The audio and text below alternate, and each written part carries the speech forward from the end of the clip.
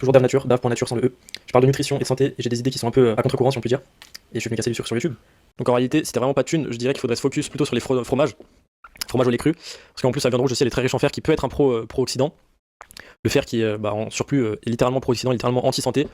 Potentiellement manger 300 grammes par jour, ça peut poser problème, ça dépend du contexte, etc. Par exemple, si t'as été végétarien pendant 5 ans, je pense que manger de la viande rouge tous les jours pendant une bonne période, ça posera pas de problème pour recharger notamment le fer, mais ça peut poser problème à un moment.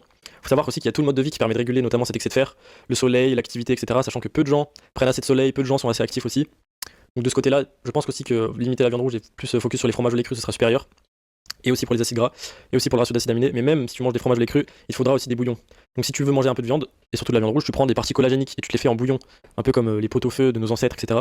Ça, c'est ce qu'il y a de meilleur. C'est plein de collagène, plein de minéraux, plein de protéines biodisponibles, même si c'est cuit et que c'est pas ce qu'il y a de plus optimal. Tout le collagène, de toute façon, tu peux pas l'extraire cru, tu peux en extraire qu'en très petite quantité. Donc t'es obligé de cuire une partie de la viande, et c'est absolument pas grave parce qu'on est absolument pas religieux dans cette optimisation du cru.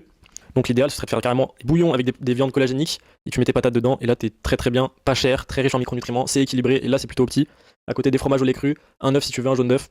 Et aussi rajouter un petit peu de végétaux qui permettent de réguler un peu le microbiote, un petit peu d'herbes aromatiques, ça posera absolument aucun problème. On est dans l'ordre de quelques grammes par jour. En termes de toxines végétales, ce sera extrêmement faible, le corps sera très bien digéré.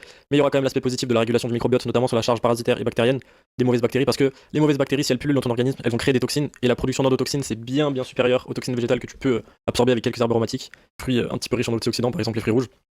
Donc si je pense qu'il faut un petit peu plus de fruits, un petit peu plus d'antioxydants, quelques herbes aromatiques et focus sur le beurre, une des meilleures sources de lipides, la moins chère, la plus dense en calories. Et avec ça, là, tu auras vraiment la diète plus optimisée, full opti quasiment. Parce qu'en général, après, tu auras juste à améliorer la qualité dès que tes finances iront mieux. Et ensuite, là, tu auras la meilleure alimentation, l'alimentation dite ancestrale, parce que c'est celle de nos ancêtres, littéralement, même de nos ancêtres très proches en France. Il y a aussi évidemment une partie de viande crue, tartare, classique français. Donc voilà, avec tout ça, tu auras littéralement tous tes nutriments, et là, ce sera vraiment opti.